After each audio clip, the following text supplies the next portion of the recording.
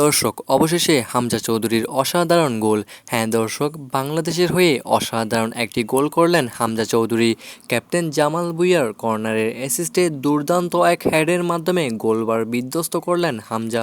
সেই সাথে বাংলাদেশের হয়ে হোম গ্রাউন্ডে প্রথম ম্যাচে প্রথম গোলটি করে ফেললেন হামজা চৌধুরী। দর্শক, আজ সন্ধ্যা 7টায় এএফসি এশিয়ান কাপের ফ্রেন্ডলি ম্যাচে ভুটানের বিপক্ষে মাঠে নামে বাংলাদেশ, যেখানে বাংলাদেশের হয়ে মাঠে নেমেছেন হামজা চৌধুরী, ফাহামিদুল ইসলাম এবং ক্যাপ্টেন জামাল ভুঁইয়া।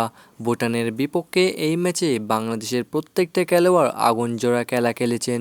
ভুটানের প্লেয়াররা বাংলাদেশের সাথে কোনো পাত্তাই পেল না। বাংলাদেশের বিপক্ষে ভুটান পুরোটা ম্যাচ ডিফেন্স করে গেছে। ভুটানের প্লেয়ারদের পায়ে কোনো বলই ছিল না। বাংলাদেশ বনাম ভুটানের এই ম্যাচটা শুরু হওয়ার 7-8 মিনিটের মধ্যে কর্নার পায় বাংলাদেশ।